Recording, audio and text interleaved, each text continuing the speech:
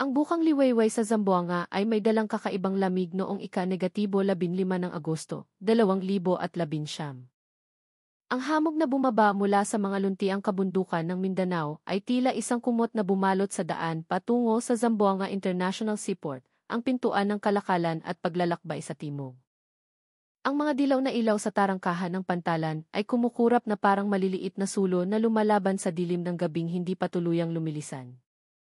Sa mga kalapit na barangay, ang mga tao ay mahimbing pa sa kanilang pagkakatulog, ngunit sa loob ng Port Police Headquarters, ang mga opisyal ay nagbabantay na may matalas na mga mata. Hindi nila alam na ang umagang iyon ang magiging simula ng isang madilim na kabanata na hindi madaling malimutan. Isang lumang refrigerated container van na may plakang banyaga ang dahan-dahang ibinababa mula sa isang cargo ship. Ang ugong ng crane ay mabigat at paos, nagbubuga ng kulay abong usok na humahalo sa maninipis na hamog. Sa loob ng truck na sasalubong sa kargamento, isang payat na lalaki na may maputlang mukha ang nakaupo. Basa ng pawis ang kanyang noo kahit na malamig ang simoy ng hangin. Ang kanyang mga mata ay balisa. Sa tuwing mapapatingin sa kanya ang mga pulis, agad siyang yumuyuko. Si Police Colonel Mateo Reyes, ang hepe ng Port Police na namumuno sa night shift, ay matamang nagmamasid. Hindi siya bago sa hangganang ito. Ang ilang dekada ng serbisyo ay nagpatala sa kanyang pakiramdam sa bawat kilos ng tao. Sinasabi ng kanyang kutob na mayroong mali. Ang mga kamay ng trooper na nagpakilalang si Benji de la Cruz ay nanginginig, ang kanyang mga salita ay nautal, at ang mga dahilan na lumalabas sa kanyang bibig ay tunog imbento. Sinabi niyang naglalaman ng sariwang isda ang van at ipinagbawal na buksan ang pinto nito dahil masisira raw ang lamig kapag nasinagan ng hangin sa labas. Ngunit ang mismong dahilan na iyon ang lalong nagpatibay sa hinala. Sa isang mariing senyas ng kamay, inutusan ni Colonel Reyes ang kanyang mga tauhan na buksan ang pinto ng container van. Lumapit ang ilang pulis, hinila ang mabigat at kinakalawang na trangka. Isang malakas na langit-ngit ang umalingaw-ngaw bago tuluyang bumukas ang pinto. Agad na sumingaw ang lamig na tumatago sa buto, humalo sa hamog na lalong kumakapal. Ngunit hindi ang lamig ang nagpatahimik sa lahat, kundi ang malansang amoy ng kamatayan na agad sumalakay sa kanilang pang-amoy. Itinutok ang mga flashlight sa loob at ang tanawing bumungad ay nagpatigas sa mga paa ng mga pulis sa kinatatayuan. Sa likod ng bakal na pinto, walang sariwang isda. Ang naroon ay mga katawang nanigas sa lamig, magkakapatong na parang mga manika. Mga mukhang maputla, mga matang bahagyang nakadilat, na para bang nasa isang mahabang panaginip na hindi na magigising. Ilan sa kanila ay mga kabataan. Ang kanilang mga payat na katawan ay palatandaan ng matagal na pagkagutom. Ang tanawin ay parang isang malakas na suntok sa dibdib ng sinumang makakita. Ang katahimikan ay bumalot sa buong pantalan. Walang sigaw, walang nagmamadaling mga hakbang, tanging ang hagibis ng hangin mula sa dagat at ang malakas na pintig ng puso ng mga saksi. Mahigpit na ikinuyom ni Colonel Reyes ang kanyang mga kamao, pinipigilan ang nag-aalab na emosyon. Alam niya na ang 30 buhay na iyon ay hindi lamang isang numero, kundi 30 pangarap na pinatay sa madilim na landas ng human trafficking. Agad na isinara ang buong lugar ng pantalan. Ang mga dilaw na police line ay inilatag. Ang paglabas at pagpasok ay mahigpit na binantayan. Tinawag ang forensic team mula sa regional headquarters. Ang mga ambulansya ay sunod-sunod na dumating. Ang gabing dapat sana ay tahimik ay naging isang mahabang gabi na puno ng mga kumukutitap na ilaw at tunog ng mabibigat na hakbang. Isa-isang maingat na inilabas ang mga bangkay, tinakpan ng puting tela, at inilatag sa ilalim ng isang pansamantalang tolda. Walang natulog ng gabing iyon. Ang mga investigador ay nanginginig ang kamay habang nagsusulat. Ang mga telepono ay walang tigil sa katutunog. Habang ang mga mata ng mga pulis ay nagsisimulang mamasa-masa. Napagtanto nilang hindi na ito isang ordinaryong kaso sa pantalan. Ito ay isang trahedya ng sangkatauhan. Sa kabilang dako, sa mga simpleng tahanan sa paligid ng Zamboanga, ang balita tungkol sa pagkakadiskubre ng mga bangkay ay nagsimulang kumalat. Ang ilang residente na papunta sa ng palengke ay natigilan. Nang makita nila ang mga ambulansyang pabalik-balik, nagsimula ang mga bulong-bulungan. May mga nagtakip ng bibig, mayroon ding kusang nagdasal ng pabulong. Isang ginang ang nagsabi na baka kabilang sa mga bangkay ang anak ng taga-kabilang barangay na matagal nang nagtatrabaho sa malayo. Ang kapaligiran ay lalong naging malungkot nang tumunog ang kampana ng simbahan para sa Misa de Gallo. Ang tunog nito ay sumabay sa mga impit na hikbi ng ilang pamilya ng mga pulis na dumating dala ang mga termos ng kape at tinapay. Hindi sila gaanong nagsasalita, nakatitig lamang sila nang may pag-aalala sa kanilang mga asawa, anak, at kapatid na abala sa kanilang trabaho. Ang gabing iyon ay tila mas mahaba kaysa karaniwan na para bang ang oras ay tumangging umusad. Sa gitna ng lahat ng ito, si Colonel Reyes ay tumayo ng tahimik, nakatitig sa refrigerated van. Ang kanyang mukha ay matigas, ngunit ang kanyang mga mata ay nagluluha. Sa kanyang puso, ibinulong niya na hindi maaaring palampasin ang kasong ito. Naalala niya ang sarili niyang anak na nag-aaral sa kolehiyo. Kung siya ay magpapabaya, maaaring ang kanyang anak o ang anak ng sinuman sa bansang ito ay magkaroon ng parehong kapalaran. Ang determinasyong iyon ang nagpatatag sa kanyang mga hakbang. Pagsapit ng umaga, nagsimulang uminit ang hangin sa Zamboanga. Ang hamog ay dahan-dahang nawala. Ngunit ang kalungkutan na bumabalot sa dibdib ng mga pulis at residente ay lalo pang tumindi. Ang huling ambulansya ay umalis sa pantalan na may mahinang sirena, dala ang mga nanigas na katawan patungo sa isang morgue sa lungsod para sa identifikasyon. At sa sandaling iyon, isang malaking desisyon ang ginawa. Ang kumpletong ulat, mga litrato, at paunang testimonya mula sa trooper na si Benji de la Cruz ay agad na ipinadala bilang urgent sa Camp Crame sa Quezon City. Sa loob ng wala pang 24 na oras, bumuo ang PIPSID ng isang Special Investigation Task Group na may codename na SIT-815. Ang kanilang pangunahing misyon ay malinaw, hanapin kung sino ang nasa likod ng trahedya, dalhin ang mga salarin sa hustisya, at tiyakin na wala ng Pilipinong kabataan ang maluloko ng mga peking pangako ng trabaho sa ibang bansa. Ang nangyari sa Zamboanga ay simula pa lamang. Isang mahabang paglalakbay na puno ng misteryo, pag-iyak ng mga pamilyang naghihintay, at pakikibaka ng mga alagad ng batas na itataya ang kanilang lakas, at maging ang kanilang buhay, ang naghihintay sa unahan. Sumikat na ang araw sa abot tanaw ng Zamboanga. Ang ginintuang sinag nito ay tumago sa numinipis na hamog, kumikinang sa basang aspalto ng pantalan. Ngunit ang init na dala nito ay hindi sapat para pawiin ang lamig na bumabalot sa puso ng lahat sa Port Police Headquarters. Ang dilaw na police line ay malawak na nakalatag, isinasara ang bawat daanan. Ang mga mamamayan na gustong dumaan ay kailangang maghintay sa labas ng bakod, nakatanaw lamang mula sa malayo na may halong pag-uusisa at pangingilabot. Dumating ang forensic team mula sa regional headquarters, dala ang kanilang kumpletong kagamitan. Sila ay nakasuot ng special protective gear, guwantes, maskara, at halos natatakpan ang buong mukha. Maingat, isa-isang inilabas ang mga bangkay mula sa container van, inilagay sa mga stretcher, at tinakpan ng puting tela. Walang sigawan, walang iyakan. Tanging ang mga yabag ng paa at ang tunog ng panulat na gumuguhit sa mga papel ng ulat. Si Colonel Mateo Reyes ay naglalakad sa tabi ng forensic team. Paminsan-minsan ay humihinto siya upang titigan ang mga katawang nakahandusay. Ang kanyang dibdib ay naninikip na para bang may mabigat na bagay na nakadagan dito. Sa kanyang isipan, sinabi niyang hindi siya dapat magpadala sa kalungkutan. May malaking tungkulin na naghihintay. Ang tungkuling alamin kung sino ang naglakas loob na paglaruan ang buhay ng mga kababayan. Isang batang pulis ang lumapit na may maputlang mukha. 2 taon pa lamang siya sa serbisyo at ito ang unang beses niyang masaksihan ang ganito kalaking trahedya. Nanginginig ang kanyang kamay habang nagsusulat. Ilang beses siyang kinailangang huminto upang huminga ng malalim. Tinapik siya ni Colonel Reyes sa balikat at sinabi sa mahina, ngunit matatag na boses, hindi tayo pwedeng manghina. Wala na sila. Ngayon, trabaho na natin na hanapin ang katotohanan at bigyan ng hustisya ang kanilang mga pamilya. Ang mga salitang iyon ay nagpatango sa batang pulis na mailuhang namumuo sa kanyang mga mata. Samantala, ang trooper na si Benji de la Cruz ay dinala sa isang espesyal na silid para sa paunang investigasyon. Ang kanyang mukha ay kasing putla ng papel, at ang malamig na pawis ay tumutulo sa kanyang noo. Paulit-ulit niyang sinasabi na hindi niya alam ang laman ng kargamento. Inutusan lang daw siyang maghatid ng van kapalit ng 3,000 piso.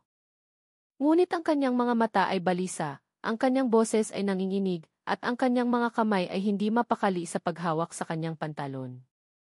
Alam nang nag-iinterog ang opisyal na mas marami siyang itinatago kaysa sa kanyang sinasabi.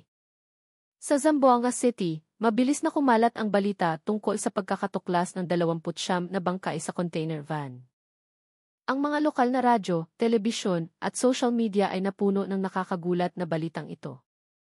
Ang mga mamamayan ay nabigla. Marami ang nagpadala ng dasal.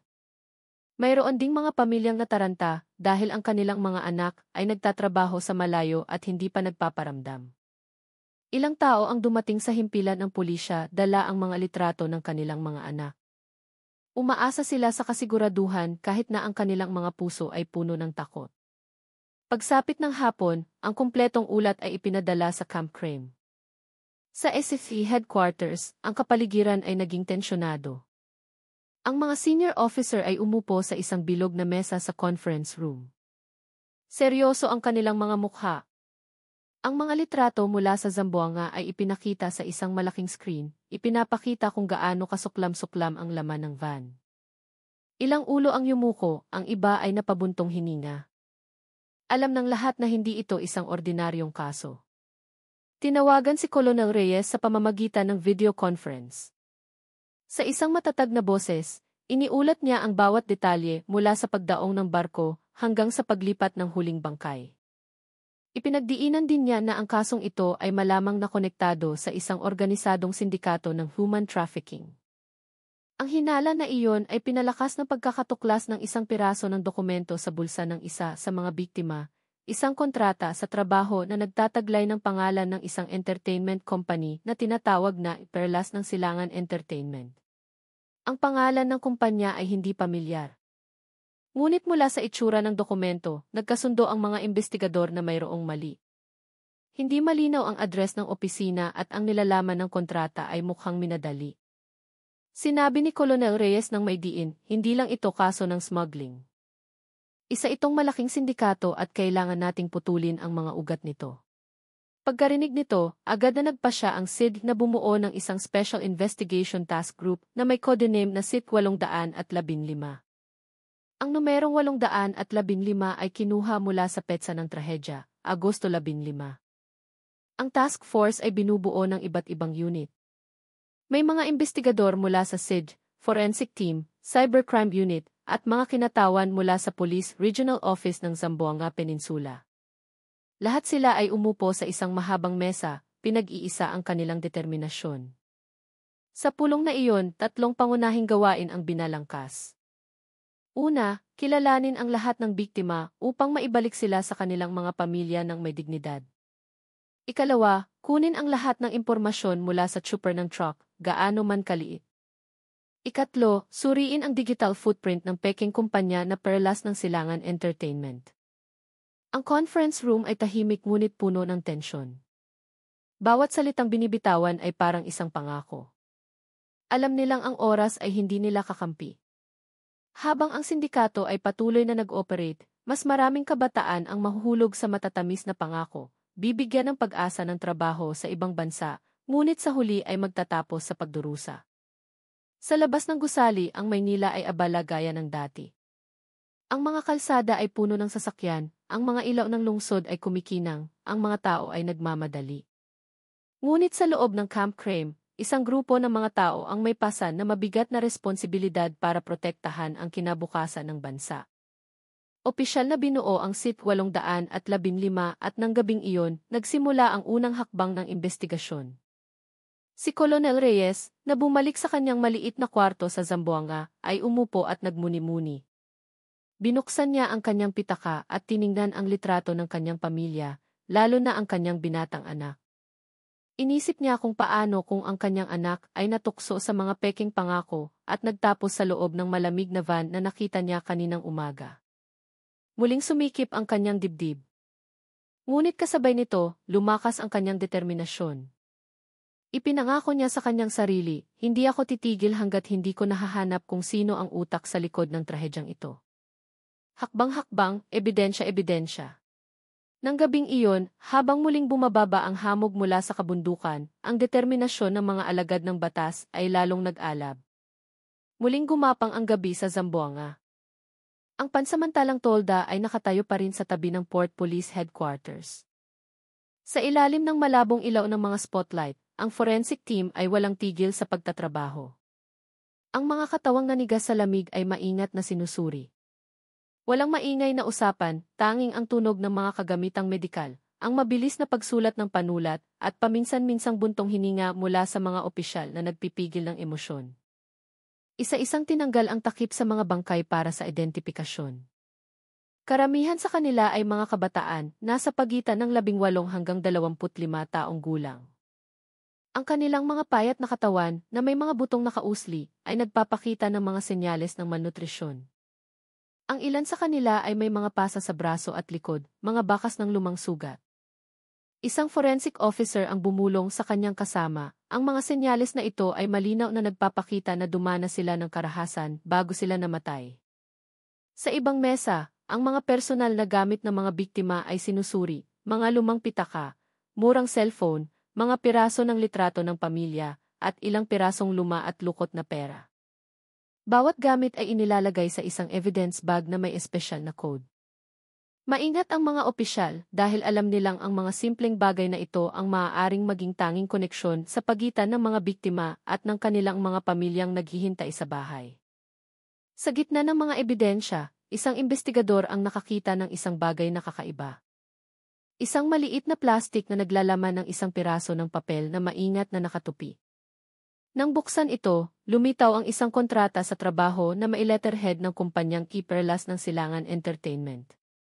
Ang papel ay gusot at ang tinta ay medyo kupas na, ngunit malinaw pa ring nababasa. Sa itaas na bahagi, nakasulat ang matatamis na pangako ng trabaho bilang mang-aawit at mananayaw sa Malaysia na may mataas na sahod. Ngunit, ang address ng opisina ay hindi malinaw, nakasulat lamang ay International Highway na walang numero. Ang kontrata ay nagpatahimik sa lahat ng naroroon. Si Colonel Reyes, na nakatayo malapit sa mesa, ay matamang tinitigan ang papel. May naramdaman siyang kakaiba. Ang logo ng kumpanya ay malabo, parang gawa sa murang printer. Ang pirma ay hindi rin malinaw. Sa isang mariing boses, sinabi niya sa team, ito ang susi. Ito ang sinulid na magdadala sa atin sa sindikatong matagal nang nagtatago. Samantala, ang balita tungkol sa pagkakatuklas ng kontrata ay agad na ipinadala sa Camp Crame. Sa headquarters, sinimulan ng Cybercrime Unit ang paghahanap. Tinipan nila ang pangalan ng kumpanya sa search engine. Lumabas ang ilang social media pages na mukhang magara, na may mga litrato ng entablado, kumikinang na ilaw at mga batang artista. Ngunit nang suriin ng mas malapitan, ang mga larawan ay halatang inedit. May kinuha sa isang konsyerto sa Thailand, mayroon ding mula sa isang music festival sa Korea, at pagkatapos ay dinikita ng logo ng Perlas ng Silangan. Napailing ang mga batang investigador. Alam nilang ang kumpanyang ito ay isang panlilinlang, isang bitag na sadyang idinisenyo para akitin ang mga kabataan sa probinsya na nangangarap ng mas magandang buhay. Bumalik sa Zamboanga, patuloy ang trabaho ng identifikasyon. Itinala ng mga forensic doctor ang bawat pisikal na katangian ng mga biktima, mula sa taas, hugis ng mukha, hanggang sa mga espesyal na marka sa balat. May isang binata na may maliit na tatoo sa braso na may pangalan ng kanyang ina. May isang dalaga na may kulay rosas na rubber bracelet sa pulso. Bawat detalye ay itinala dahil alam nilang sa malalayong lugar, may mga pamilyang nag-aalala. Ang ilang mas matatandang opisyal ay naalala ang kanilang sariling mga anak. Pinigilan nila ang kanilang mga luha, iniisip kung ano ang mararamdaman ng isang ina kapag nalaman niyang ang kanyang anak ay nagtapos sa loob ng isang malamig na van. Ang kapaligiran sa tolda ay lalong bumigat. Ngunit walang umurong. Ang kanilang lakas ay tila isang huling paggalang sa mga hindi na makapagsalita. Sa kabilang sulok ng istasyon, si Benji de la Cruz ay patuloy na iniinteroga.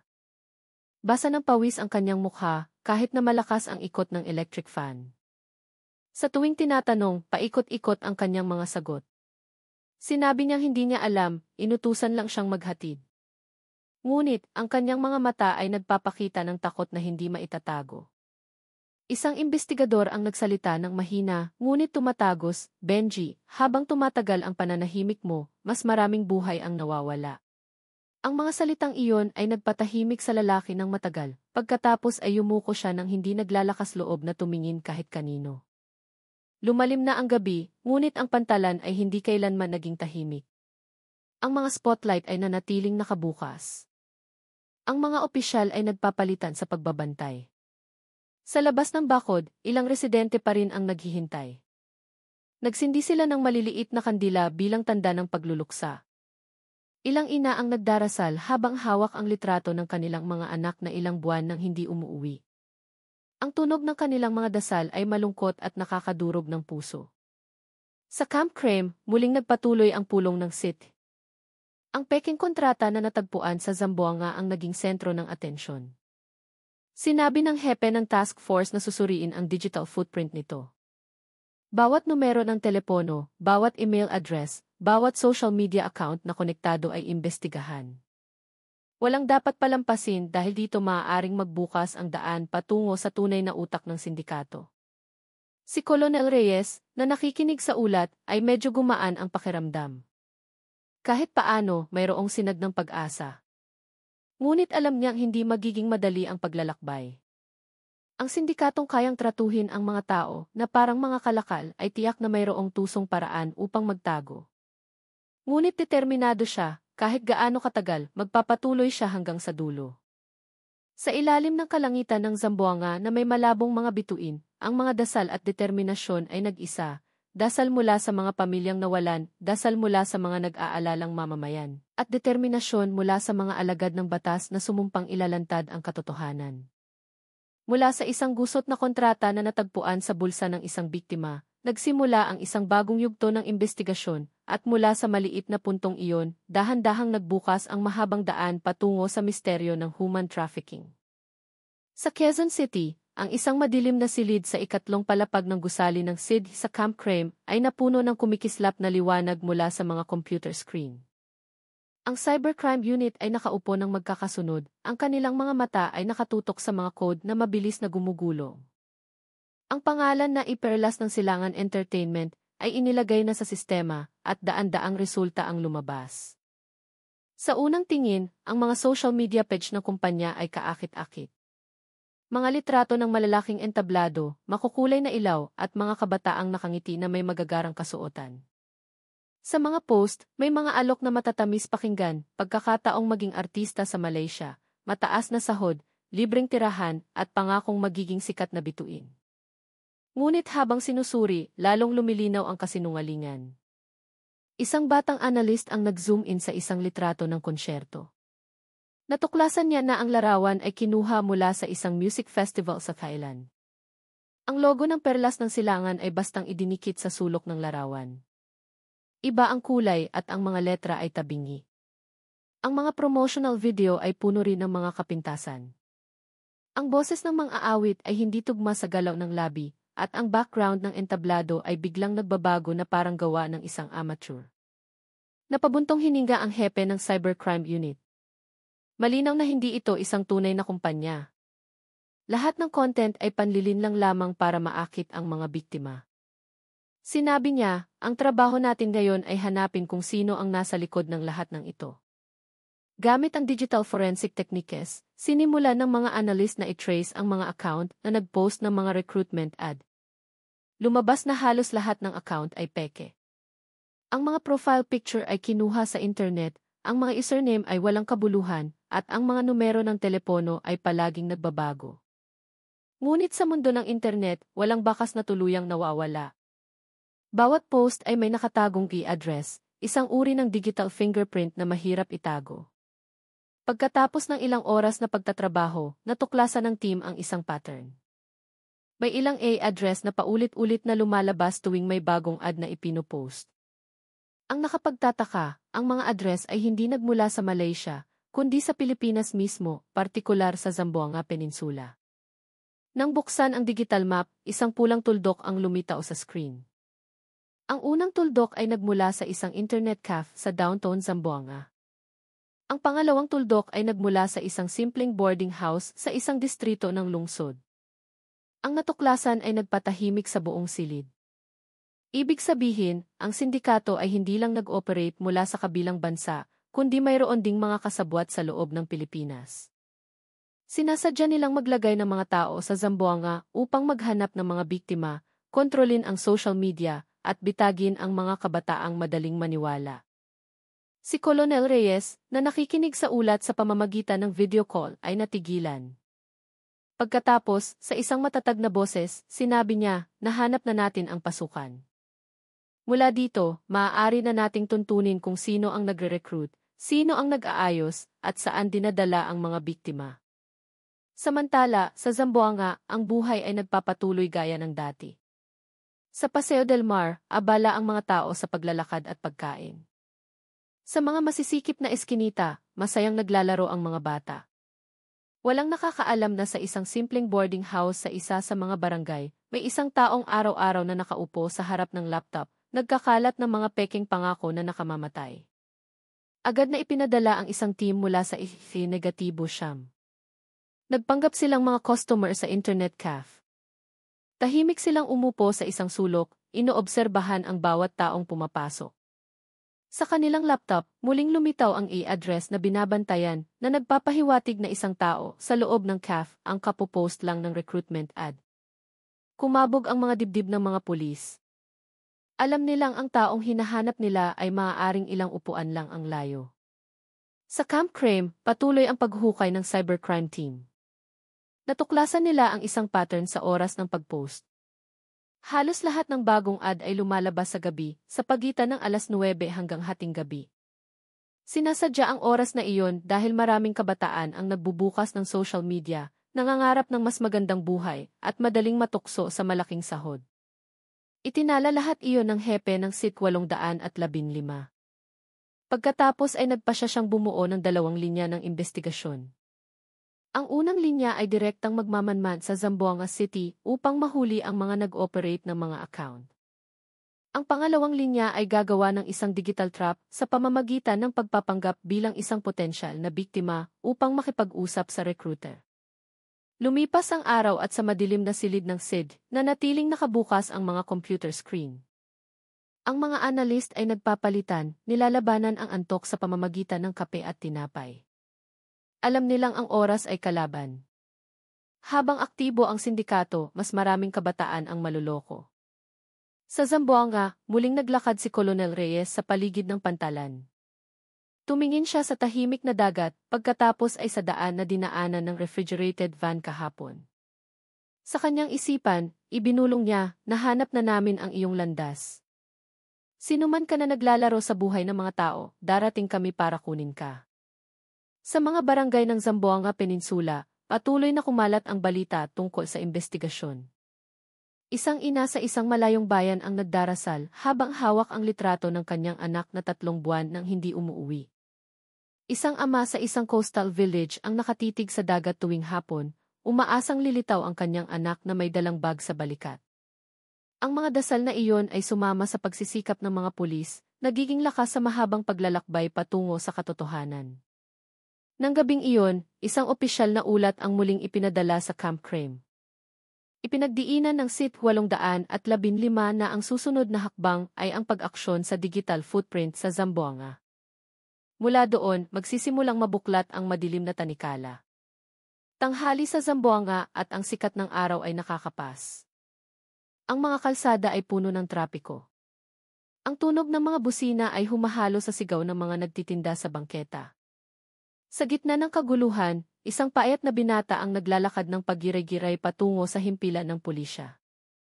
Ang kanyang damit ay luma, ang kanyang buhok ay magulo, at ang kanyang mukha ay maputla.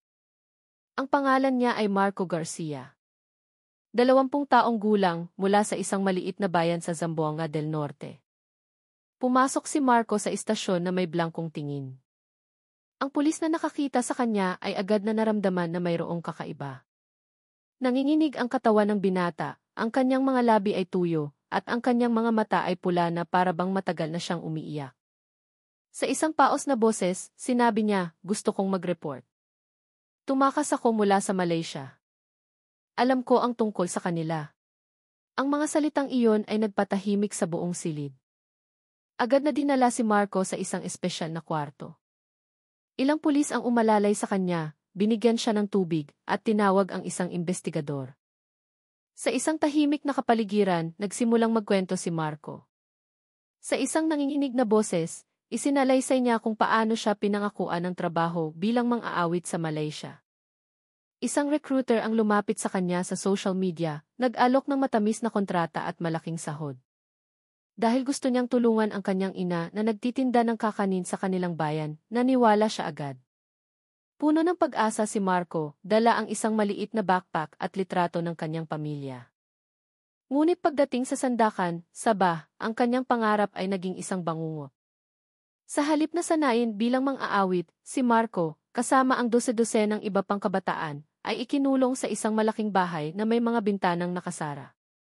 Ang kanilang mga telepono ay kinuha, ang mga pinto ay nilock mula sa labas, at araw-araw silang pinipilit na magtrabaho sa harap ng computer. Ang kanilang trabaho ay manloko ng mga tao sa internet, gumawa ng mga peking account, at hikayatin ang mga biktima na magpadala ng pera. Kung mayroong tumanggi, parusa ang naghihintay, sila ay binubugbog, hindi pinapakain, o ikinukulong sa isang madilim na silid. Si Marco mismo ay pinilit na tumayo ng ilang oras na walang tubig dahil lang sa nagkamali siya ng type. Nagluluha ang kanyang mga mata nang maalala niya ang kanyang kaibigan, isang binatang nagngangalang Tono, na nagkasakit ng mataas na lagnat sa loob ng isang linggo. Walang gamot, walang doktor, tanging ang malamig na tingin ng mga bantay. Isang umaga, hindi na nagising si Tono. Ang kanyang katawan ay kinalagkad palabas. At mula noon, hindi na niya ito nakita. Ang kwento ay nagpatahimik sa silid. Ang mga investigador ay yumuko. May mga nagkuyom ng kamao, may mga napabuntong hininga. Naintindihan nilang ang sinasabi ni Marco ay hindi lamang hinala, kundi isang tunay na patunay kung gaano kalupit ang sindikatong ito. Inilabas ni Marco ang isang lumang papel mula sa kanyang bulsa. Puno ito ng mga guhit ng panulat, mga simpleng linya na bumubuo sa dena ng isang bahay.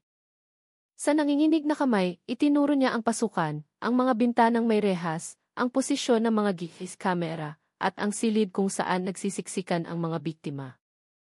Minarkahan din niya ang isang maliit na gusali sa tabi ng bahay, kung saan nakatira ang mga bantay. Ang dena ay nagpagulat sa lahat ng investigador. Ngayon, mayroon na silang mapa patungo sa pugad ng sindikato. Binanggit din ni Marco ang dalawang mahalagang pangalan. Una, isang payat at matangkad na lalaking nagngangalang Rico Santos, isang Pilipino na kumampi sa sindikato sa Malaysia. Siya ang nag-aayos ng trabaho ng mga biktima, nagbibigay ng parusa, at nagpapatakbo ng operasyon sa araw-araw. Ikalawa, isang figura na tinatawag na Eljef, isang malaking lalaking Malaysian na may malagong na boses at puno ng kapangyarihan. Sa isang senyas lang ng kanyang kamay, ang kapalaran ng dose-dosenang kabataan ay maaaring magbago. Si Colonel Reyes, na nakikinig sa ulat sa pamamagitan ng video call, ay nakaramdam ng pag-aalab sa kanyang dibdib. Alam niyang ang testimonya ni Marco ay isang gintong susi. Dahil dito, ang SIP 815 ay hindi lang nag-iimbestiga ng mga pagkamatay sa Zamboanga, kundi may pagkakataon ding iligtas ang mga buhay pa sa kabilang bansa. Samantala, sa isang maliit na bayan, isang ina na nagngangalang Aling Maria ang naghihintay ng balita. Siya ang ina ni Marco. Ilang buwan na siyang walang naririnig mula sa kanyang anak. Gabi-gabi, umuupo siya sa kanilang teresa, tinitingnan ang kalsada, umaasang uwi si Marco na may dalang magandang balita. Nang dumating ang mga pulis upang sabihin na si Marco ay ligtas na at nasa ilalim ng kanilang proteksyon, napaiyak siya, lumuhod sa sahig at nagpasalamat sa Diyos. Mahabang dasal ang kanyang inialay dahil ang kanyang anak ay binigyan pa ng buhay. Ang kwento ni Marco ay agad na dinala sa isang malaking pulong sa Camp Crame. Idinikit ng hepe ng city ang dena sa isang whiteboard, minarkahan ang bawat silid na binanggit. Lahat ay nakatitig ng tahimik. Tanging ang tunog ng panulat at papel ang maririnig. Sinabi ng hepe ng may diin, ito ang ating daan. Kailangan nating kumilos ng mabilis bago pa mas maraming buhay ang mawala. Si Marco ay inilagay na sa isang safe house. Mahigpit siyang binabantayan dahil alam ng lahat na hindi mananahimik ang sindikato kapag nalaman nilang may nakatakas. Ang kanyang mga gabi ay puno pa rin ng masasamang panaginip, ngunit sinubukan niyang maging matatag. Naniniwala siyang sa pagbibigay ng testimonya, maililigtas niya ang kanyang mga kaibigan na naiwan pa sa Malaysia. Lumalim na ang gabi, ngunit sa Camp Crame, ang mga ilaw ay nanatiling nakabukas. Ang dena na iginuhit ng nanginginig na kamay ay naging gabay na ngayon para sa SIT 815. Mula sa mga simpleng linya, nagbukas ang daan patungo sa isang malaking operasyon, at sa likod ng lahat ng ito, ang determinasyon ay lalong tumibay. Hindi lang nila hinahabol ang mga salarin, kundi nakikipagkarera rin sila sa oras, upang ang mga kabataang nakakulong pa sa likod ng mga pader, sa ibang bansa ay muling makakita ng liwanag ng kalayaan. Ang conference room sa regional headquarters sa Zamboanga ay puno ng tensyon ng gabing iyon. Sa isang malaking board, nakasabit ang mapa ng Zamboanga City na may mga pulang tuldok na nagmamarka sa lokasyon ng internet cafe at boarding house na napatunayang pugad ng digital activities ng sindikato. Sa tabi nito, nakapaskil ang dena ng bahay na iginuhit ni Marco. Lahat ng ebidensya ay tumuturo sa iisang konklusyon, kailangang painin ang sindikato para lumabas. Hindi sapat ang pagmamanman mula sa malayo. Si Colonel Mateo Reyes ay tumayo sa harap ng mesa. Ang kanyang boses ay malalim at matatag. Hindi tayo pwedeng maghintay lang. Matalino sila. Palaging nakakahanap ng paraan para burahin ang kanilang digital footprint. Kailangan nating paniwalain sila na may bago silang biktima. Lahat ay seryosong nakatingin. Isang opisyal ang nagmungkahi ng isang undercover operation. Ang ideya ay agad na nagdulot ng tanong, sino ang magiging pain? Natahimik ang lahat ng may isang malumanay, ngunit matatag na boses ang narinig mula sa dulo ng mesa. Payagan niyo po ako, sir. Iyon ang boses ni Police Corporal Sofia Reyes. Bata pa si Sofia, 25 taong gulang pa lamang, ngunit ang kanyang karanasan sa intelligence unit ay subok na. Ang kanyang mukha ay inosente, ang kanyang tingin ay tapat, at ang kanyang punto ay nagpapakita na madali siyang mapagkakatiwalaan bilang isang dalagang probinsyana na naghahanap ng trabaho. Kilala rin siyang matapang, at nang gabing iyon, ang kanyang tingin ay matatag kahit na lahat ay napalingon sa kanya ng may pagkabigla. Matagal siyang tinitigan ni Colonel Reyes. Sa kanyang puso, nag-aalala siya na masyadong mapanganib ang operasyon. Kung mabuking ang kanyang pagpapanggap, maaaring mapahamak ang buhay ni Sofia. Ngunit alam din niyang kung wala ang hakbang na ito, mahihirapan ang SIT na putulin ang tanikala ng sindikato. Sa isang mabigat na boses, sinabi niya, kung sigurado ka, susuportahan ka namin. Tumango si Sofia. Ang kanyang ngiti ay manipis ngunit puno ng kumpiyansa. Maingat na sinimulan ang operasyon. Binigyan si Sofia ng bagong pagkakakilanlan bilang isang dalaga mula sa isang malayong probinsya na hindi nakapagtapos ng pag-aaral at naghahanap ng trabaho. Gumawa siya ng social media account na may mga simpleng litrato, isinulat ang kanyang pagnanais na magtrabaho sa ibang bansa para tulungan ang kanyang mga magulang. Hindi nagtagal, isang tao na nagpakilalang si Paolo ang kumontak sa kanya. Ang mga mensahe ni Paolo ay puno ng matatamis na pangako.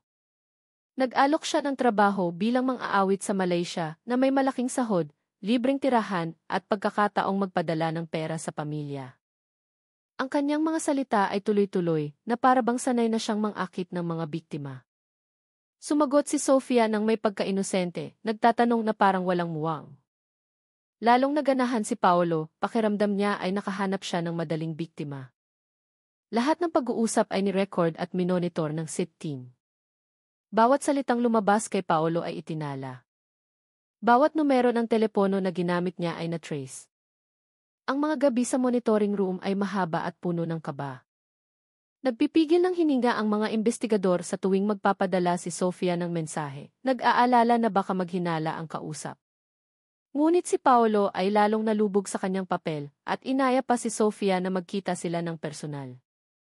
Ang lugar ng pagkikita ay itinakda, isang maliit na cafe sa tabi ng dagat sa Paseo del Mar, hindi kalayuan sa sentro ng Zamboanga. Darating si Sofia na may simpleng damit, isang bag na tela sa kanyang balikat, at isang mukhang puno ng pag-asa. Sa paligid ng cafe, 12 ng miyembro ng city ang magpapanggap bilang mga customer, tindero, at maging mga tricycle driver. Lahat ay kikilos ng tahimik, handang protektahan si Sofia kung magiging mapanganib ang sitwasyon. Dumating ang araw na iyon. Dapit hapon, pumasok si Sofia sa cafe. Umupo siya sa isang sulok na mesa at umorder ng isang basong tsaa. Malamig ang kanyang mga kamay, ngunit nanatiling kalmado ang kanyang mukha. Ilang mesa sa paligid niya ay okupado na ng mga miyembro ng city na nagkukunwaring abala sa kanilang mga telepono. Hindi nagtagal, isang lalaking maayos ang pananamit ang lumapit sa kanyang mesa. Ang kanyang buhok ay makinis, ngunit ang kanyang mga mata ay tuso. Siya si Paolo. Ngumiti siya ng malapad at umupo sa harap ni Sofia. Ang kanyang boses ay malambing na parang nagpapakalma. Hindi mo kailangang mag-alala. Basta sumama ka sa amin, lahat ng kailangan mo ay ibibigay. Sisikat ka, dadaloy ang pera. Yumuko si Sofia, nagkukunwaring nahihiya. Inilabas niya ang ilang litrato ng pamilya mula sa kanyang bag at sinabi ng mahina, gusto ko lang po tulungan ang mga magulang ko. Tumawa ng mahina si Paolo, tinapik ang kamay ni Sofia. Maniwala ka, pinili mo ang tamang landas. Ang pag-uusap ay ni-record gamit ang isang maliit na device na nakatago sa loob ng bag ni Sofia. Bawat salita ay nagpapatibay sa ebidensya. Sa labas ng cafe, ang mga pulis ay naghahanda na. Ang pertemuan ay tumagal ng halos kalahating oras. Ibinigay ni Paolo ang isa pang numero ng telepono at nangakong tatawagan si Sofia para ayusin ang kanyang pag-alis. Pakiramdam niya ay ligtas siya, hindi namamalayan na bawat kilos niya ay binabantayan. Nang tumayo siya para umalis sa cafe, isang lihim na senyas ang ibinigay. Sa loob ng ilang segundo, ang kalsadang mukhang normal ay naging isang lugar ng operasyon. Ilang pulis na nagpapanggap ang direktang humarang sa kanya, habang ang iba ay isinara ang mga labasan. Nagulat si Paolo, sinubukang tumakbo, ngunit agad siyang sinunggaban. Sa isang iglap, isang posas ang pumulupot sa kanyang mga kamay. Dinala si Paolo sa isang sasakyan ng pulis. Ang kanyang mukha ay maputla, ang kanyang mga mata ay ligaw, naghahanap ng matatakasan. Ngunit lahat ng pinto ay nakasara na para sa kanya. Sa kanyang mga kamay, natagpuan ang ilang cellphone, receipt card, at isang maliit na notebook na naglalaman ng mga pangalan at numero. Lahat ng iyon ay naging mahalagang ebidensya. At sa mga tala, isang pangalan ang namumukod-tangi, Tita Elena. Nang gabing iyon, hindi lang nasaksihan ng Zamboanga ang pag-aresto sa isang recruiter, ito rin ang naging simula ng pagbabago. Nahawakan na ng SIT 815 ang puso ng sindikato, at ang daan patungo sa mas malalaking isda ay nagsimula ng magbukas. Si Paolo Mendoza ay nakaupo sa isang bakal na upuan sa interrogation room. Ang kanyang mukha ay maputla, pawis na pawis kahit na malakas ang aircon. Ang kanyang mga kamay ay nakaposas. Ang kanyang mga mata ay balisa, tumitingin sa lahat ng direksyon. Sa harap niya, dalawang investigador ng SIT 815 ang nakaupo na may kalmadong mukha ngunit matalas na tingin. Mula nang mahuli sa CAF, tinanggihan ni Paolo ang lahat ng akusasyon. Ipinipilit niyang siya ay isang ahente lamang, tumutulong lang mag-ayos ng mga dokumento. Hindi niya raw alam ang sinapit ng mga taong kanyang nirecruit. Ngunit hindi madaling maniwala ang mga investigador. Mula sa kanyang mga cellphone, 12-12 ng mensahe ng recruitment ang natagpuan. May mga tala ng pangalan, edad, address, at maging listahan ng mga bayarin sa transportasyon. Lahat ay nagpapatunay na si Paolo ay hindi isang maliit na tauhan lamang. Ang unang oras ng interogasyon ay walang nangyari. Yumuko lang si Paolo, inuulit ang mga salitang, hindi ko alam. Ngunit alam ng mga bihasang investigador kung paano sirain ang pader ng kasinungalingan. Ipinakita nila ang mga litrato ng mga bangkay na natagpuan sa Zamboanga, ang mga mukha ng mga kabataang nanigas sa lamig. Tumingala si Paolo. Nagbago ang kanyang tingin. Sa isang nanginginig na boses, sinabi niya, sumusunod lang ako sa utos. Lahat ng desisyon ay galing kay Tita Elena. Ang pangalang iyon ay agad na naging sentro ng atensyon. Tita Elena. Sino siya? Hiniling ng investigador na ipaliwanag ni Paolo. Ikinuwento niya na si Tita Elena ay isang babaeng nasa katanghaliang gulang mula sa Pagadian City. Sa sindikato, lahat ay tumatawag sa kanya sa pangalang iyon, puno ng paggalang at takot. Kilala si Elena bilang isang mabait na tao sa labas, madalas na nagpapakita bilang isang matulunging ina na tumutulong sa mga kabataan na makahanap ng trabaho. Ngunit sa likod ng kanyang matamis na mukha, siya ay isang malamig na tao, magaling magplano at may direktang koneksyon sa Malaysia. Inamin ni Paolo na bawat biktimang kanyang na-recruit ay inire-report niya kay Tita Elena. Siya ang nag-aayos ng schedule ng pag-alis, pumipili kung sa lupa o dagat dadaan, at nagdedesisyon kung sino ang susundo sa kabilang bansa. Mula sa lahat ng perang nakuha sa panloloko, karamihan ay napupunta sa kanyang mga kamay. Ang testimonya ay nagpatahimik sa conference room ng city. Lahat ay nakatingin sa malaking mapa ng Zamboanga Peninsula. Pagadian City, isang magandang coastal city, ngayon ay tinatawag na kuta ng isang malaking recruiter. Tumayo si Colonel Reyes, ang kanyang mukha ay seryoso. Alam niyang ito ay isang gintong pagkakataon. Kung mahuhuli si Tita Elena, mas malawak na bahagi ng tanikala ng sindikato ang mabubunyag. Inutusan niya ang isang team na agad na imbestigahan ang kinaroroonan ng babae. Sa mga sumunod na araw, isang team ang nagpanggap sa Pagadian City. Nakihalubilo sila sa mga residente, nag-obserba sa palengke, terminal at mga murang paupahan. Mula sa mga nakalap na impormasyon, nagsimulang lumitaw ang pangalang Elena Santos. Kilala siya bilang isang maliit na negosyante sa palengke ng Pagadian, nagtitinda ng mga tela at murang aksesorya.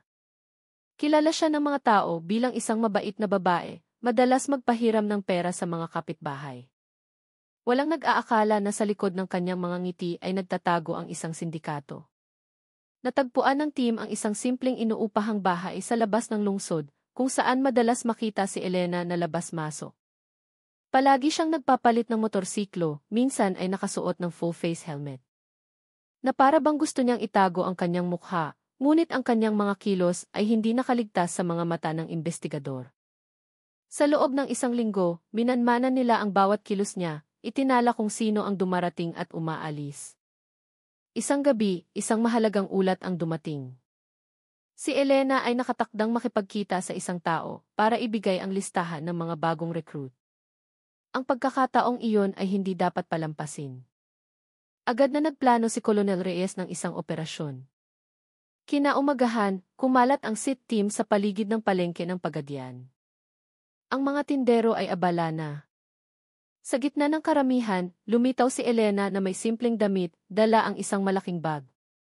Naglakad siya ng kampante na para bang walang kakaiba.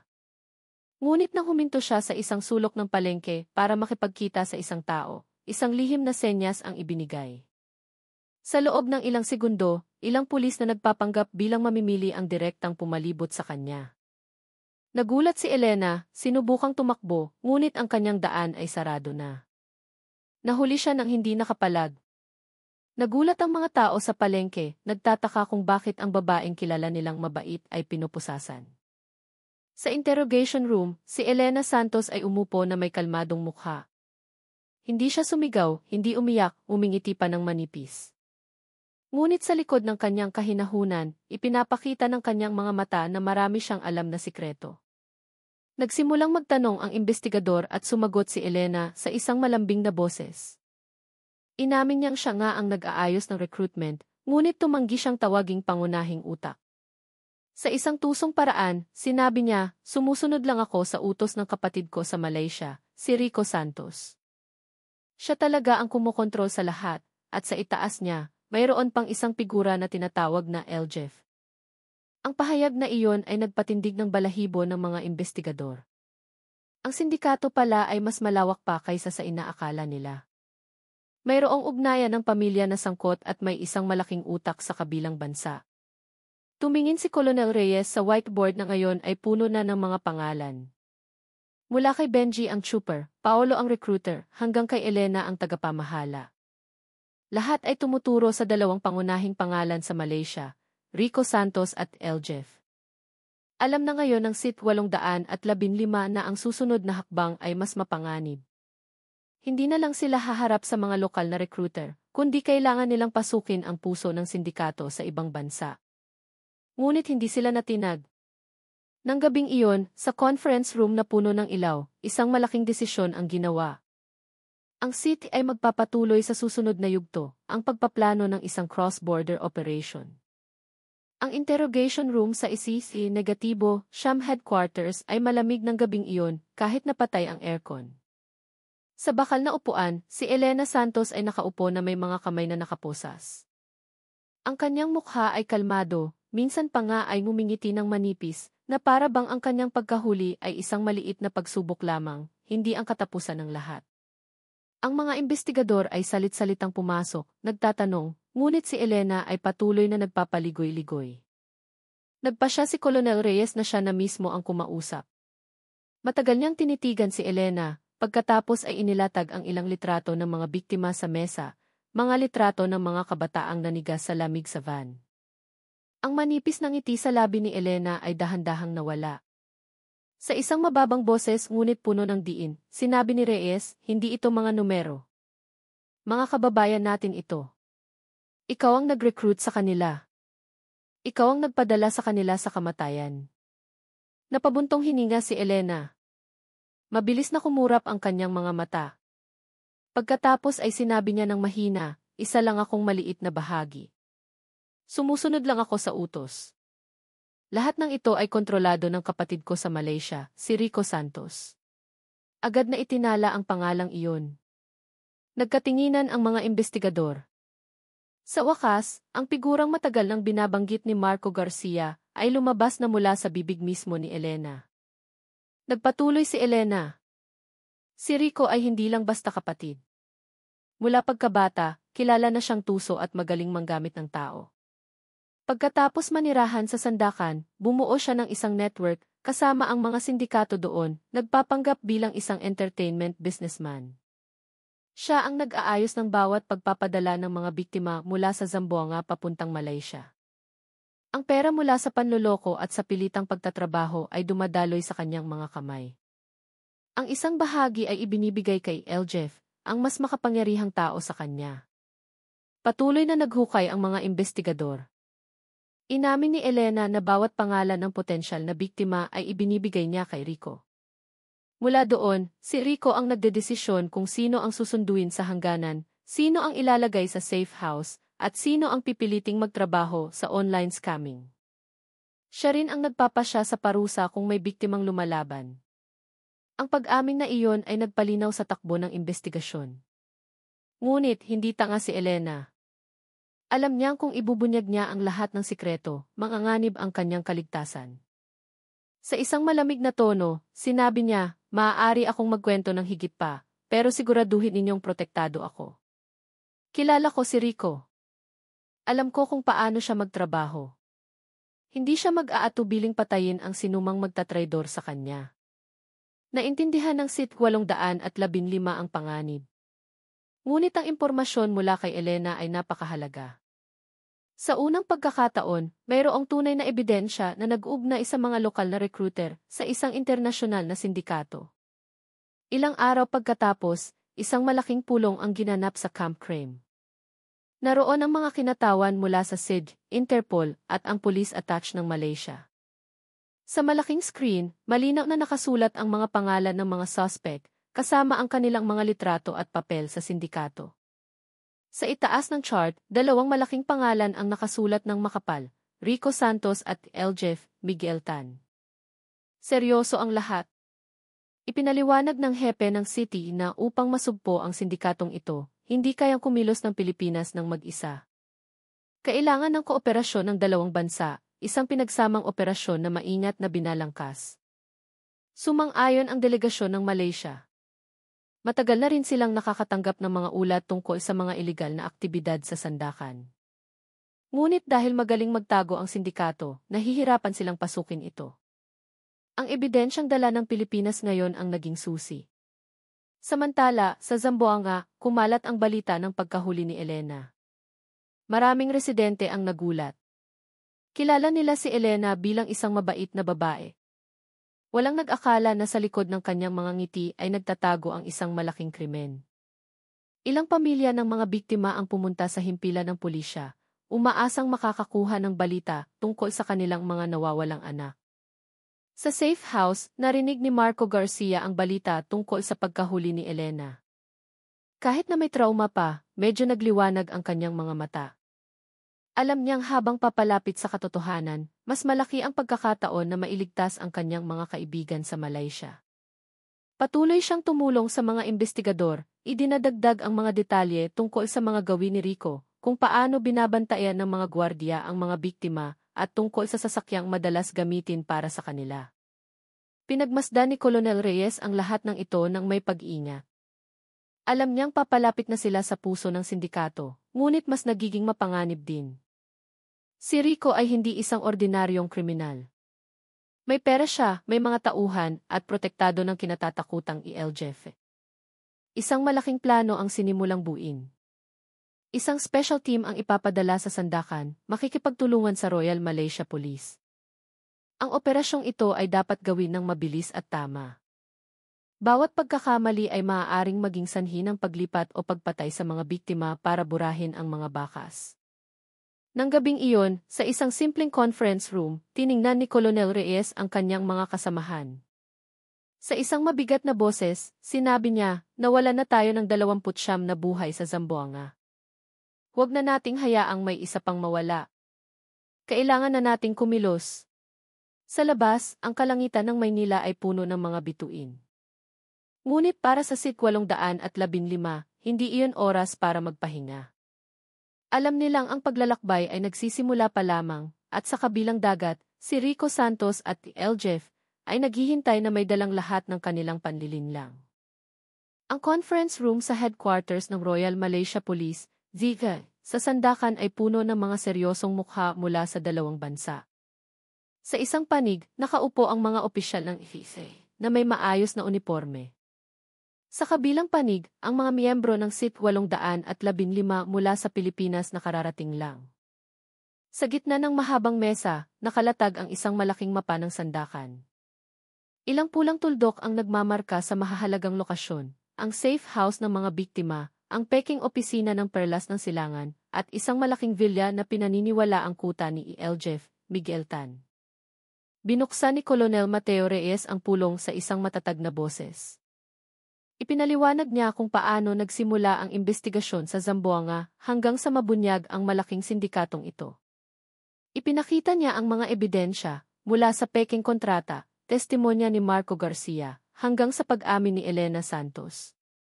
Lahat ay tumuturo kina Rico Santos at ELJF bilang mga utak. Isang opisyal ng EHA ang tumayo at ipinaliwanag na matagal na rin nilang pinaghihinalaan ang mga iligal na aktibidad sa mga lokasyong iyon. Ngunit sa tuwing magsasagawa sila ng investigasyon, laging nawawala ang sindikato. Mabilis silang kumilos, inililipat ang mga biktima, at sinusuhulan pa ang mga tao para manahimik. Ngayon, dahil sa ebidensya mula sa Pilipinas, ang pinto para umaksyon ay bukas na. Ang pulong ay tumagal ng ilang oras. Bawat detalye ay pinag-isipan, kailan ang pinakamagandang oras para kumilos, paano papasok ng hindi napapansin, anong mga labasan ang dapat bantayan, at ang pinakamahalaga, paano ililigtas ang mga biktima ng walang masasaktan. Matapos ang mahabang diskusyon, napagdesisyonan na ang operasyon ay isasagawa sa madaling araw, bandang 3:00 ng umaga. Sa oras na iyon, tahimik pa ang lungsod, malamang na nagpapahinga ang mga bantay, at mas malaki ang pagkakataong masorpresa ang kalaban. 3 team ang binuo.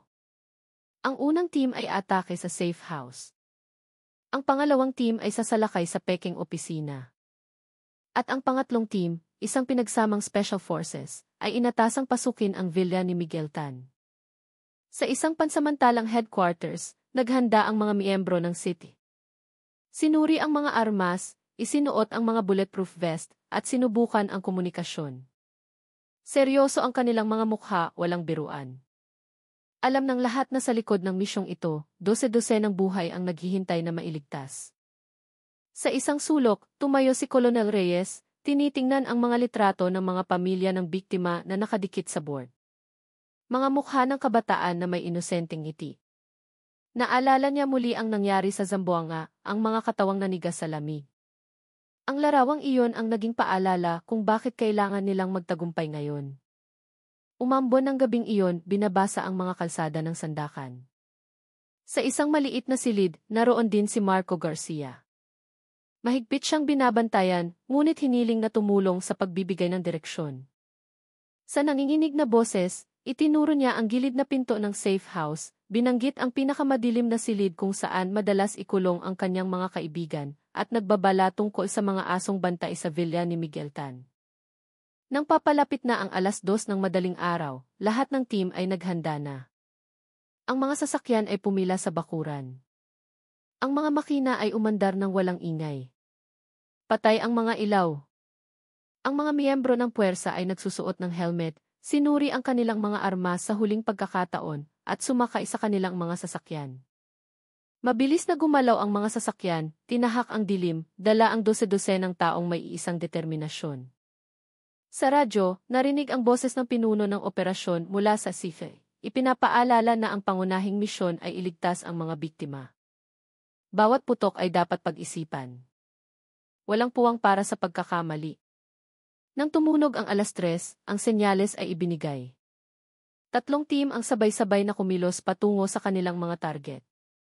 Sa safe house, papalapit na ang unang team. Sa loob, gising pa ang 12 ng kabataan. Ang ilan ay umiiyak, ang ilan ay nakaupo ng mahina sa malamig na sahig. Hindi nila alam na malapit nang bumukas ang bakal na pinto na magdadala sa kanila pabalik sa kalayaan.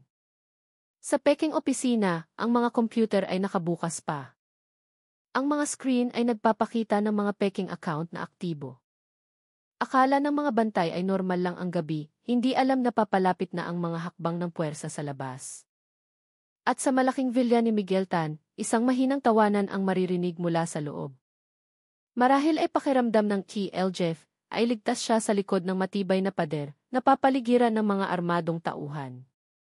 Hindi niya alam na sa loob ng ilang minuto, lahat ng iyon ay guguho. Ang cross-border operation na ito ay hindi lang tungkol sa batas. Para sa mga opisyal, ito ay isang pangako. Pangako na hindi hahayaang may isa pang kabataang mamatay sa loob ng isang van. Pangako na ibabalik sila sa yakap ng kanilang mga pamilya.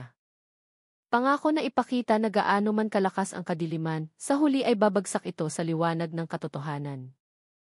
Eksaktong 3:00 ng madaling araw, nabasag ang katahimikan ng sandakan. Mula sa hilaga, kumilos ang unang team patungo sa safe house.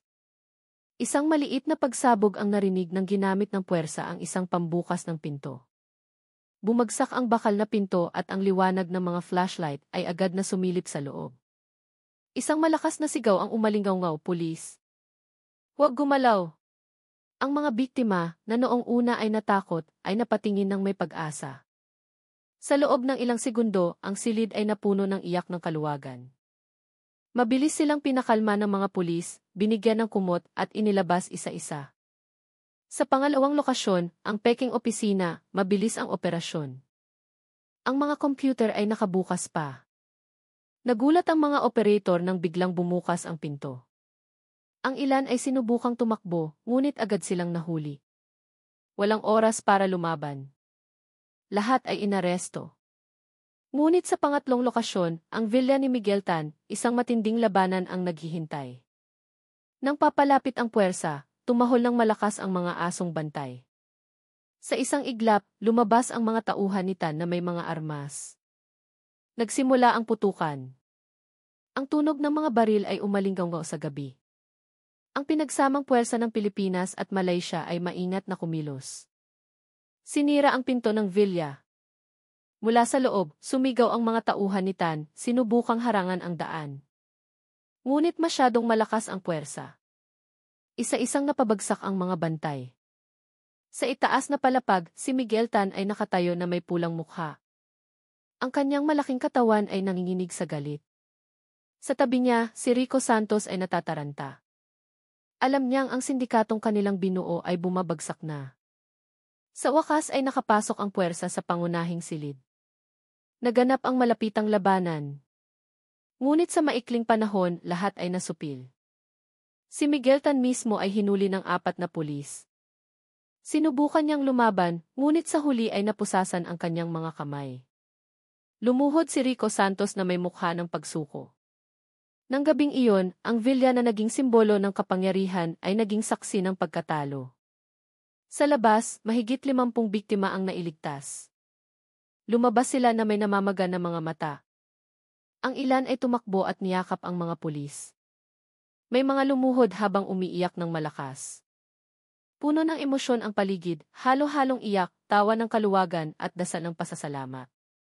Tumingin si Colonel Reyes sa lahat ng iyon. Nagluluha ang kanyang mga mata. Alam niyang ang mahabang pakikibaka na nagsimula sa Zamboanga ay nagbunga na. Sa radyo, narinig ang boses ng commander, target secured. Lahat ng biktima ligtas. Mission accomplished. Isang maliit na sigawan ang narinig mula sa mga sundalo. Bago sumikat ang araw, umalis ang mga sasakyan. Sa loob, nakaupo ang mga biktima na may mga kumot sa kanilang mga balikat. Si Miguel Tan at Rico Santos ay dinala na may mahigpit na bantay.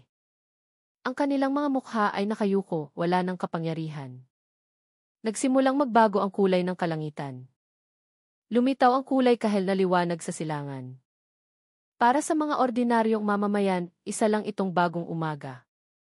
Ngunit para sa mga biktima, iyon ang unang liwanag pagkatapos ng isang mahabang gabi ng pagdurusa. Ang bukang liwayway sa sandakan ay may dalang kakaibang pakiramdam. Sa pansamantalang headquarters, ang kapaligiran ay puno ng emosyon. Dose-dosenang kabataan na kaliligtas lang ay nagtipon sa isang malaking bulwagan. Ang kanilang mga mukha ay maputla, ang kanilang mga katawan ay pagod, ngunit ang kanilang mga mata ay may kislap ng bagong pag-asa. Ang mga mediko ay abala. May mga ginagamot ang sugat, may binibigyan ng gamot, at mayroon ding yakap para maramdaman nilang ligtas na sila. Dumating din ang mga trauma counselor. Umupo sila kasama ang mga biktima, nakikinig sa kanilang mga kwento ng takot. May mga nagkwento tungkol sa araw-araw na pambubugbog. May mga naalala ang kaibigang namatay sa kanilang harapan. Ang bawat kwento ay itinala, ang bawat luha ay pinunasan. Sa kabilang panig, si Colonel Reyes ay nakikipag-usap sa mga opisyal ng IFE. Pinag-usapan nila ang susunod na hakbang, lalo na ang pagpapauwi sa mga biktima sa Pilipinas. Nagkasundo silang dapat itong gawin agad. Nang araw ding iyon, nagpadala ang gobyerno ng Pilipinas ng isang espesyal na eroplano sa Sandakan. Isa-isang dinala ang mga biktima sa airport. Pagdating sa eroplano, puno ng emosyon ang paligid. May mga tumingin sa labas ng bintana, umiiyak habang tinitingnan ang mga ulap. May isang dalaga na paulit-ulit na bumubulong, "Uuwi na ako, Nay. Uuwi na ako." Nang lumapag ang eroplano sa Zamboanga, daan-daang tao na ang naghihintay. Mga pamilya ng mga biktima ay nagsisiksikan sa likod ng harang, may dalang mga litrato at bulaklak. Nang lumabas ang mga biktima, sumabog ang iyakan. Isang ina ang tumakbo at niyakap ang kanyang anak ng mahigpit. Isang ama ang lumuhod habang yakap ang kanyang anak. Ang mga luha ay humalo sa tawa. Si Aling Maria, ang ina ni Marco Garcia, ay naroon din. Nang makita niya ang kanyang anak, agad siyang tumakbo. Ang kanilang yakapan ay mahaba at mahigpit. Ang mga biktima ay dinala sa isang rehabilitation center. Doon, makakatanggap sila ng medical na atensyon, psychological counseling, at pagsasanay para muling makapagsimula. Samantala, sa Sandakan, mabilis na umusad ang proseso ng batas. Si Miguel Tan at Rico Santos ay ikinulong. Ang kanilang mga mukha na dati ay mayabang ay nakayuko na.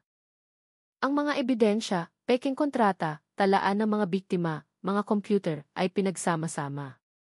Walang butas para makatakas sina Tan at Rico. Sa Maynila, isang high-level meeting ang ginanap. Nagkasundo silang ang kasong ito ay hindi dapat matapos sa pag-aresto lamang. Dapat mayroong mga hakbang para palakasin ang seguridad sa hangganan, magbigay ng kaalaman sa mga komunidad, at palakasin ang kooperasyon sa pagitan ng mga bansa. Sa mga tahanan ng mga biktima, dahan-dahang bumabalik ang buhay. Kahit na may trauma pa, mayroong malalim na pasasalamat. Ngunit para kay Colonel Reyes, hindi pa tapos ang laban. Alam niyang si Tan at Rico ay bahagi lamang ng isang malaking network. Gabi-gabi, bumabalik pa rin sa kanyang isipan ang mga mukha sa van. Tumayo siya sa tabi ng dagat isang hapon, tinitingnan ang tahimik na tubig. Sa kanyang puso, ipinangako niya, hindi ito ang katapusan. Simula pa lang ito ng mahabang digmaan laban sa human trafficking. Nagsimula na ang tag-ulan sa Zamboanga nang mapuno ng tao ang korte.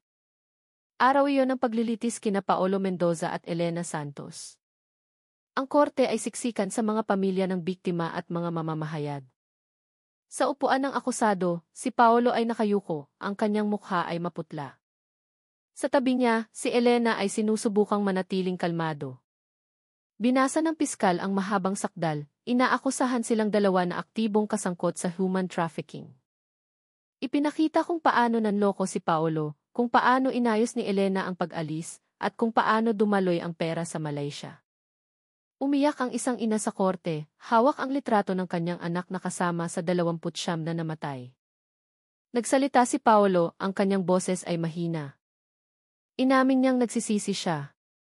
Iba naman si Elena, sinubukan niyang isisi lahat sa kanyang kapatid. Ngunit ang mga ebidensya ay malakas. Samantala, sa sandakan, ang paglilitis kina Miguel Tan at Rico Santos ay naging malaking balita. Puno ang korte. Si Tan ay dinala na may malungkot na mukha. Sa tabi niya, si Rico ay mukhang takot. Binasa ng piskal sa Malaysia ang mga kaso, isinalaysay kung paano pinamunuan ni Tan ang sindikato na may daan-daang biktima. Si Rico ang kanyang kanang kamay. Ilang biktima pa ang nagbigay ng testimonya, ikinuwento ang kanilang mga dinanas na pagmamaltrato. Puno ng iyak ang korte. Sa Pilipinas, sinubaybayan ng mga tao ang paglilitis sa telebisyon. Nag-umapaw ang galit at pag-asa para sa hustisya. Sa pagtatapos ng paglilitis, ipinagpaliban ng hukom ang hatol para sa susunod na sesyon. Ngunit alam ng lahat na ang mga ebidensya ay napakalakas na. Walang daan para makatakas ang mga akusado. Sa labas ng korte, tumayo si Colonel Reyes. Alam niyang malaki ang nagawa nila, isang mensahe na hindi mananalo ang kasamaan sa batas. Ang araw ng hatol ay dumating. Makulimlim ang langit sa Zamboanga. Puno ng tao ang korte. Tahimik ang lahat nang pumasok ang mga hukom. Binasa ng punong hukom ang desisyon. Matapos ang lahat ng ebidensya, si Paolo Mendoza ay napatunayang nagkasala at hinatulan ng habambuhay na pagkabilanggo. Sumabog ang iyak at sigawan sa korte. Yumuko si Paolo, umiiyak. Nagsisisi po ako, sabi niya. Sunod, si Elena Santos. Binasa ng hukom ang kanyang malaking papel sa sindikato. Sa isang malakas na boses, sinabi ng hukom, hinatulan ng parusang kamatayan ang akusadong si Elena Santos. Nagimbal ang korte. May mga nagpasalamat sa Diyos, may mga umiyak ng malakas. Tinakpan ni Elena ang kanyang mukha. Nawala na ang ngiti sa kanyang labi.